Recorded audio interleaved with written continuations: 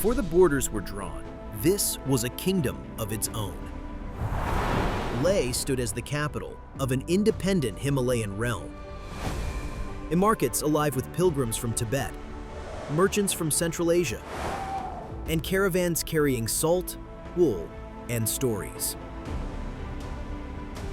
Here the mountains guard more than stone. They carry the memory of a land that governed itself until 1947. A crossroads where cultures met in silence and trade moved like prayer flags in the wind. And yet, Ladakh is a paradox. A desert where the sky yields barely 3 inches of rain each year.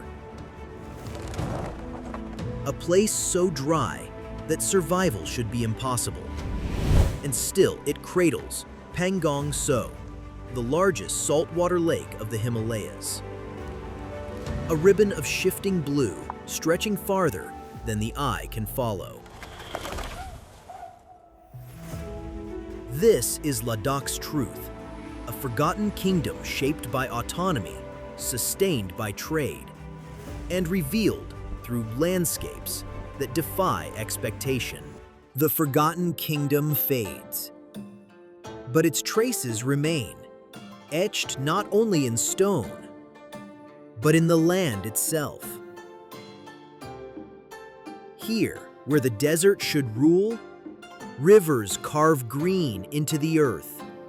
The Nubra and Shyok, glacial lifelines, turn dry valleys into oases. Apricot blossoms appear against barren cliffs. Barley fields ripple like patchwork cloths, sewn into the desert floor.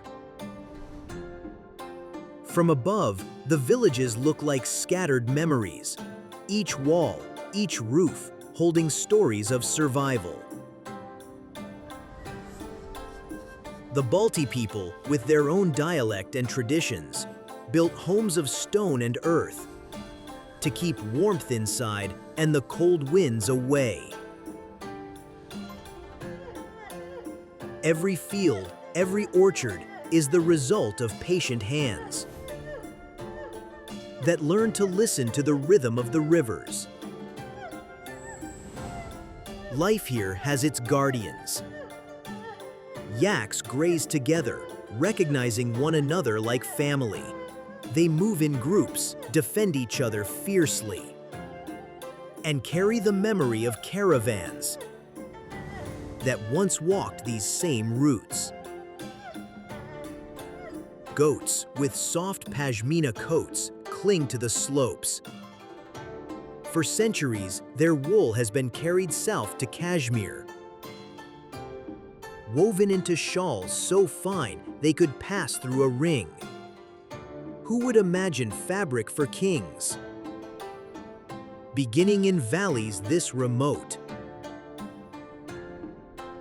marmots emerge from burrows, curious and unafraid. They stand upright, watching travelers as if they owned the valley. In summer, they share the meadows with herders and their flocks, before retreating underground for the long winter sleep. Even these small creatures carry the rhythm of survival. Some hamlets, though, have no voices left. Their stone walls remain standing. Prayer flags still flutter, faded but unbroken. These abandoned places feel like time itself decided to pause. Villages gone, yet still alive in memory. Homes of adobe and stone keep warmth inside through the freezing nights. On flat roofs, grains dry in the sun. Simple routines that have kept families alive for generations. The valleys hold more than crops and rivers. They hold the echo of what once was. The resilience of people and animals, the fragile balance between desert and green. In a land that sees almost no rain, every field survives through glacial melt, carried by hand-dug channels. Families take turns guiding the water across terraces of barley, making the desert itself yield to their patience. What looks like luck is, in truth, centuries of careful invention. Every turn of the water, every shadow of a poplar tree, reminds us that survival here is not luck, but memory passed on. From the valleys of memory, the gaze rises upward, where mountains themselves become altars and monasteries rise as towers of faith, each carrying centuries of prayer in their walls. On the horizon appears Thiksey Monastery, its 12 levels climbing like a staircase of devotion. From afar, it recalls the Phugtal of Lhasa. Yet here, in the heart of Ladakh, its whitewashed walls and dark windows watch over the valley with solemn calm. Founded in the 15th century by the Gelugpa order, Thiksey became a bridge between Tibet and Ladakh. Its halls carried new teachings of discipline and meditation. Legend says that when monks searched for a place to build, they left sacred offerings of ritual cakes. A flock of crows carried them to this very hill. The monks saw it as a divine sign, and Thiksey was founded where the birds had chosen.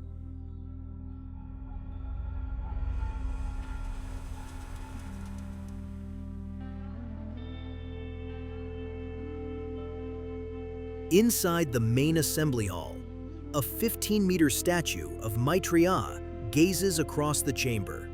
It was consecrated by the Dalai Lama himself, a vision of the future, resting within walls centuries old. At dawn, long horns echo across the valley.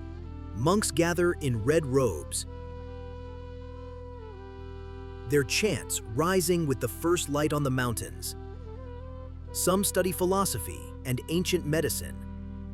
Others sweep the courtyards in silence, each gesture part of a rhythm unchanged for generations. Centuries later, Thiksey is still alive with prayer. Each step upward, a bridge between earth and the divine. Beyond lies Likir Monastery, its quiet courtyards enclosed by white walls. But above all rises the golden statue of Maitreya, the Buddha of the future, gazing out across the mountains.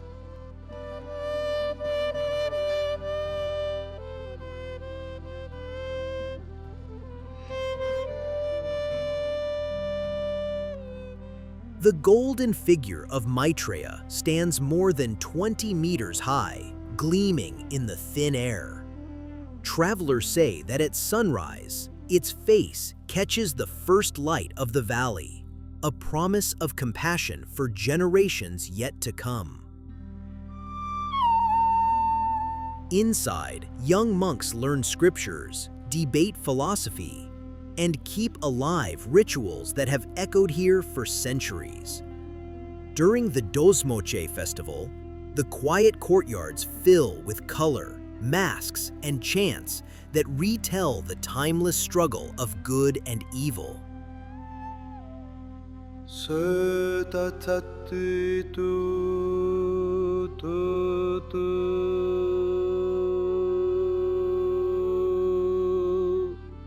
Seated in calm assurance, he seems to protect not only the monks within, but every traveler crossing the valley below.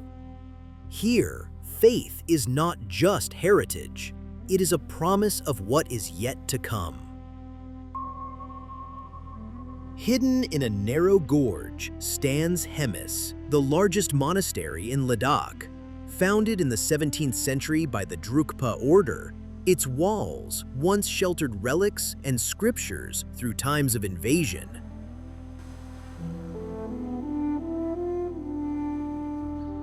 Each summer, the silence breaks with the famous Cham dances, monks in elaborate masks spinning in circles, the thunder of drums echoing against the cliffs, as if the mountains themselves joined the rhythm. Pilgrims and travelers gather here, filling the courtyards with color and devotion.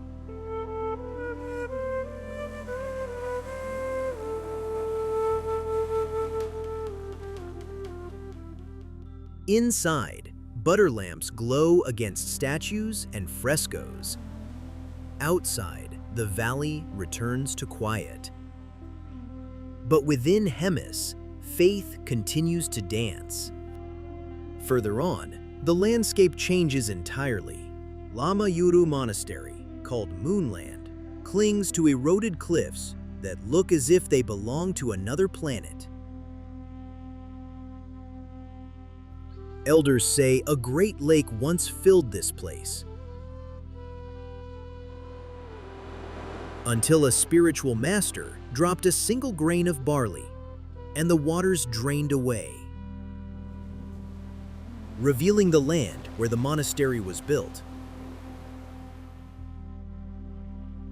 Founded in the 11th century, Lamayuru is believed to be one of the oldest monasteries in Ladakh.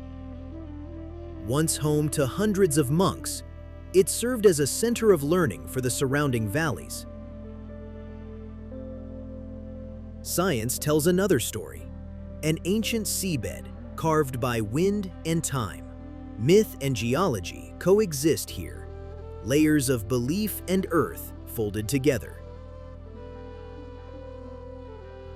Even today, monks live among caves carved into the cliffs, their prayers rising against walls shaped by centuries of erosion. During annual festivals, the quiet landscape fills with color and music. Masked dancers turning Moonland into a stage, where the past and present meet. In Nubra Valley rises Diskit, its cliffside monastery overlooking the desert of sand and snow. But it is the colossal statue of Maitreya that commands the valley. Hands open in blessing, the figure gazes across rivers, villages, and shifting dunes. As sunlight changes, its colors shift from gold to copper, a silent reminder that compassion too has many shades. Around it, Diskit stands as compassion, carved against the cold desert sky. Beyond the figure, Diskit itself clings to the cliffside, overlooking a desert of sand and snow. Its white walls and red roofs seem to grow from the rock, a fortress of faith against the empty horizon. Here, devotion is not only carved in statues, but built stone by stone into the mountain itself. Deep in the Zanskar cliffs, Phugtal Monastery clings to the rock like a hidden hive. No road reaches this place, only narrow trails or the frozen river in winter.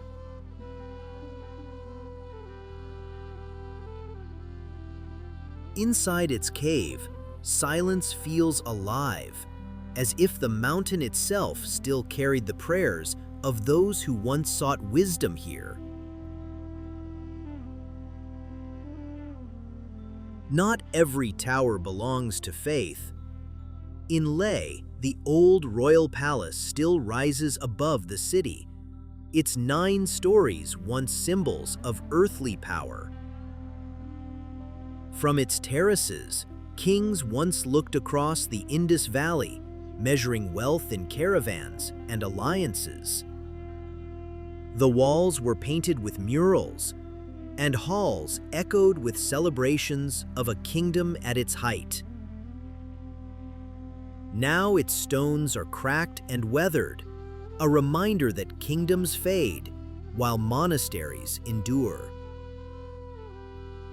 Ancient walls, silent courtyards, statues weathered by time. Each monastery, each stupa, is more than stone.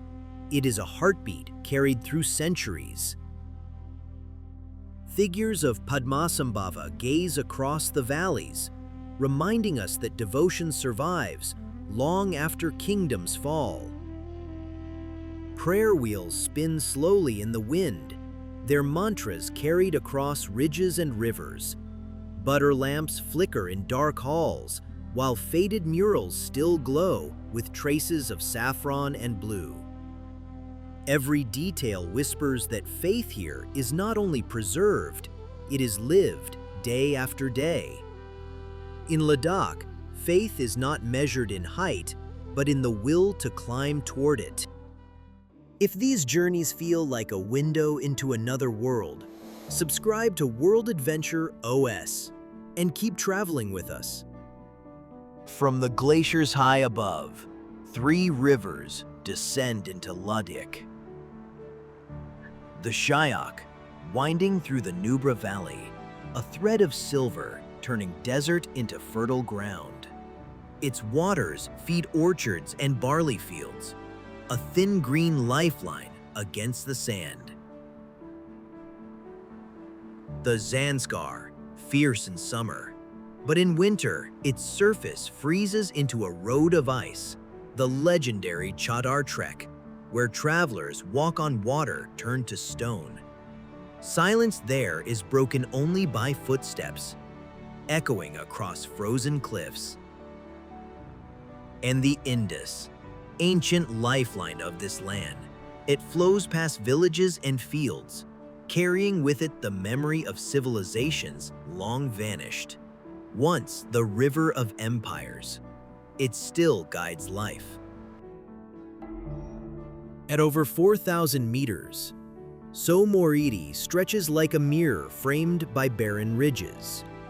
Its waters have no outlet, a closed world fed only by glacial streams.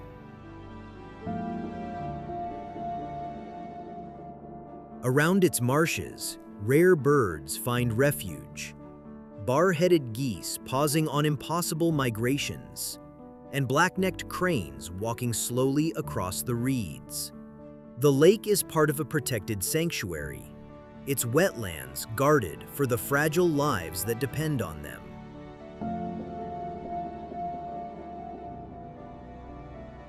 The surface shifts with every hour, deep indigo at dawn, green beneath the midday sun, soft silver as evening falls.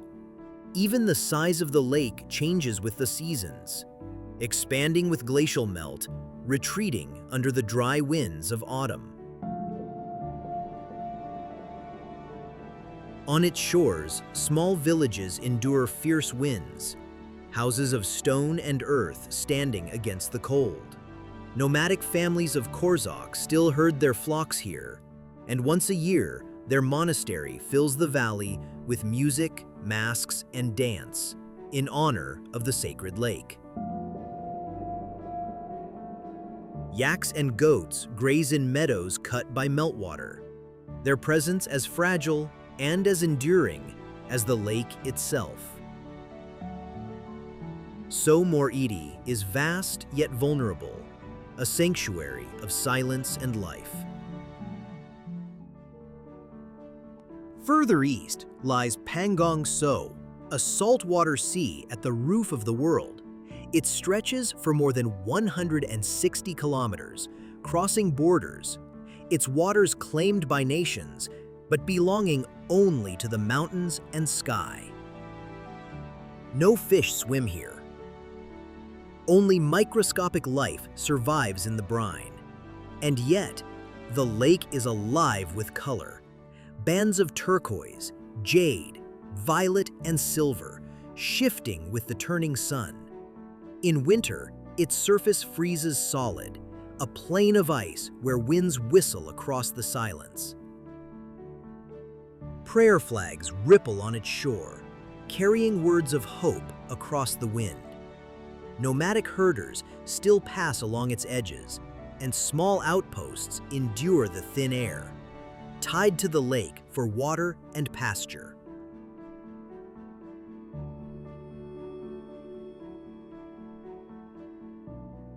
For travelers, Pangong is a paradox. A sea in the desert, a saltwater expanse in a land with almost no rain.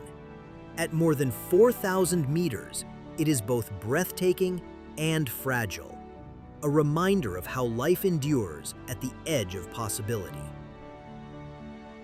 It is beauty and fragility woven together, a reminder that even in silence, water holds the power to astonish. The road winds higher into the Himalayas. Bridges span restless rivers, while caravans of mules cross fragile wooden planks, carrying supplies where no wheels can go. Here, every step is a dialogue with stone, water, and air. The mountains open into vast horizons. Rocks lie scattered like silent witnesses, and ridges rise in sharp red walls, their forms shaped by centuries of wind.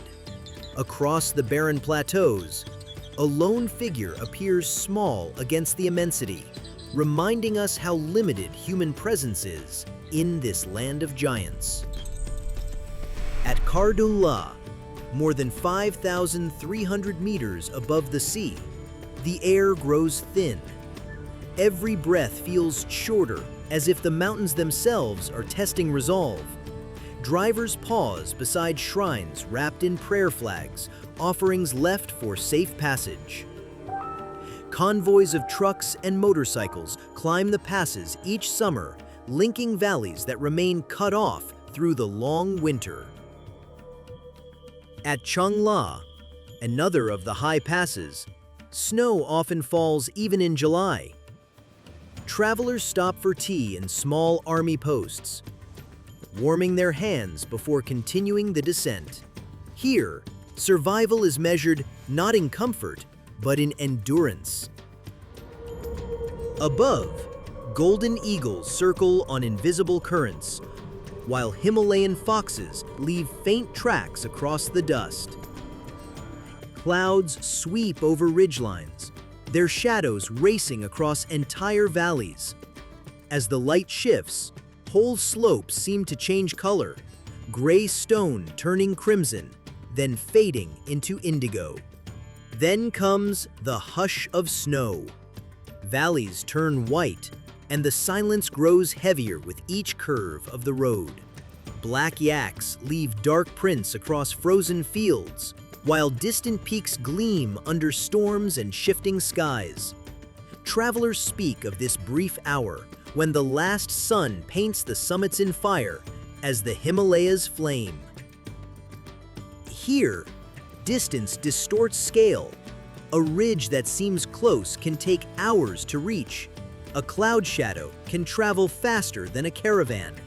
From the summits, villages far below look like pale etchings, their smoke rising faintly through the cold.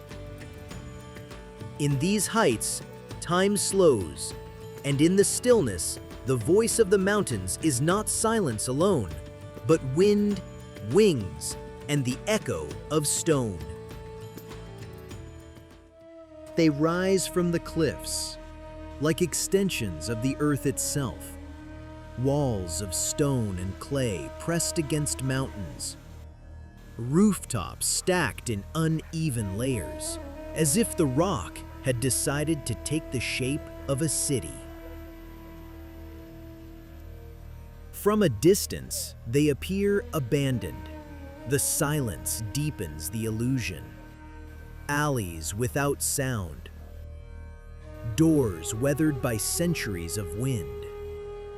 Yet the structures endure, their weight carried by the same cliffs that hold them.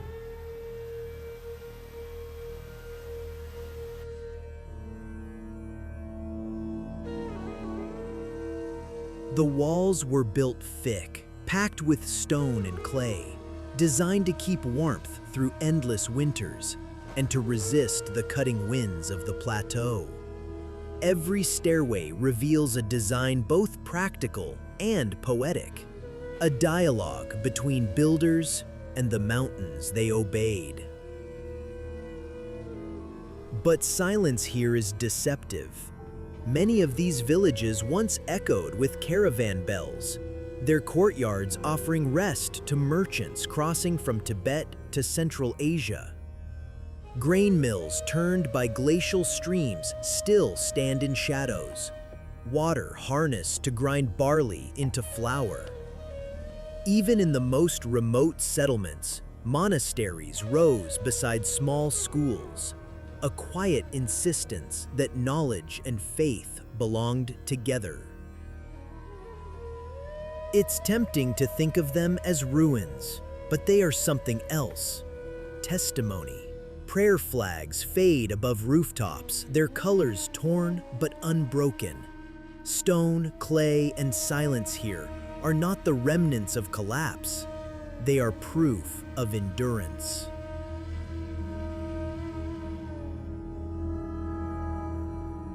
These are not cities set against the land. They are cities becoming the land. A reminder that true resilience does not roar. It settles quietly into the mountain. At the edge of Nubra, the desert arrives where snow should rain. The Hundar Dunes rise, fine golden sands at high altitude, bordered by peaks still capped in white. They were not born of oceans, but of rivers breaking apart, winds carrying silt across centuries. The Shyok spread its waters wide, then pulled back, leaving behind these strange stretches of sand. For centuries, this valley was a crossroads. Caravans from Leh to Yarkand stopped here, trading salt, pashmina wool, silk, and tea. Ledgers written in Persian and Tibetan once recorded the value of each load, proof that this desert was also a marketplace.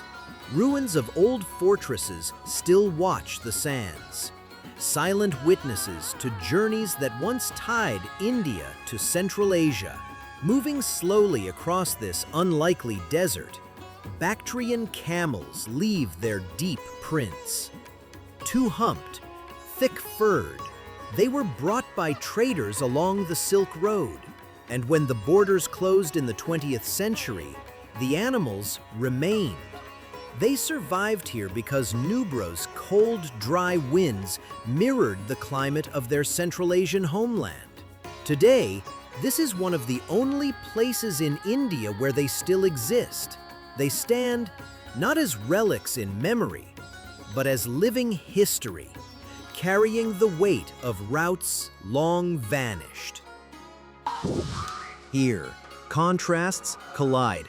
Small ridges of ice cling to the ground. Glacial melt runs through valleys. And yet dunes ripple like waves of another world. Desert and snow, side by side. A contradiction made visible. In summer, families bring their herds across these sands. In winter, the same paths are nearly erased by frost. Life bends to both extremes, refusing to disappear. Villagers still gather driftwood carried by rivers, or cut thorny shrubs to fuel their stoves. Every gesture is measured, nothing wasted in a desert where survival allows no excess. Perhaps the sand preserves more than wind and water. It keeps the endurance of those who crossed. Traders who braved months without rest, monks who carried scriptures across passes, families who trusted these routes to survive. Each step across the dunes feels like walking on their echoes. And now, another kind of caravan appears. Tourists ride the same camels once used by merchants, their laughter carried by the same winds that once filled the silence. And across the sands, motors of bikes trace the valleys once marked by hooves, a new rhythm laid over the old. Engines hum where bells once rang. But the meaning is not so different.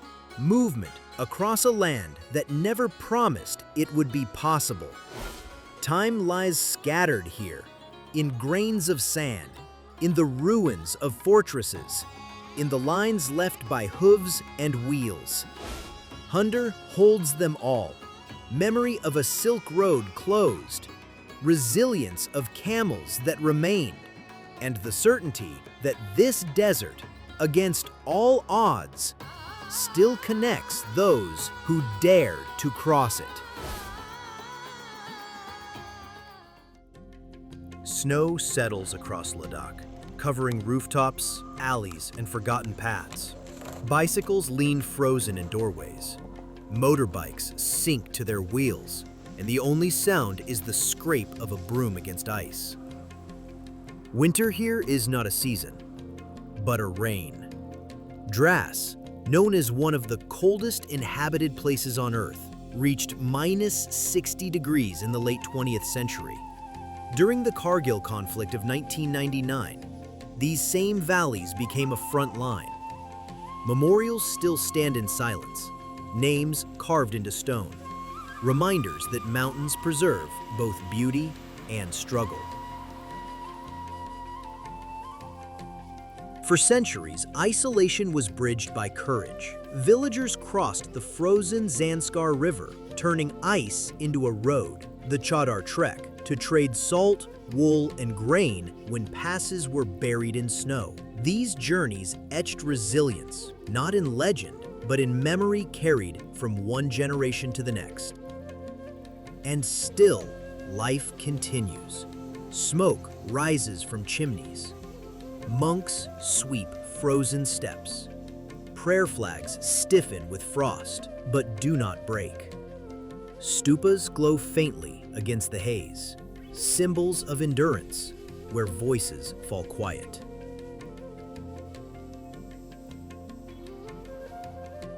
In this hush, all stories converge.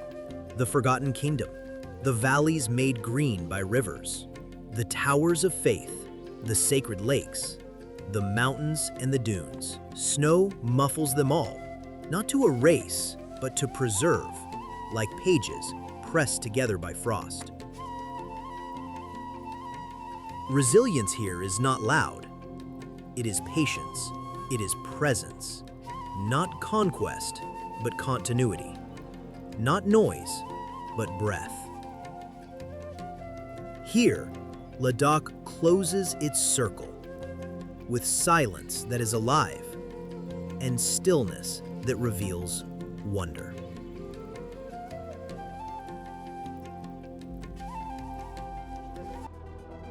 And before we leave, one last vision remains. Night falls over Ladakh. Snow reflects pale light, and silence stretches beyond the mountains. In Hanle, more than 4,500 meters above sea level, stands the Indian Astronomical Observatory, one of the highest on Earth. It was built here because Ladakh holds some of the darkest, clearest skies in Asia. Above, the Milky Way cuts across the black horizon, and planets shine brighter in this thin air. This is Ladakh's final gift, a sky without end, preserving every story beneath the stars. This is World Adventure OS, the operating system for global wonder. Like what you saw? Give it a like. And to keep traveling with us, subscribe and turn on alerts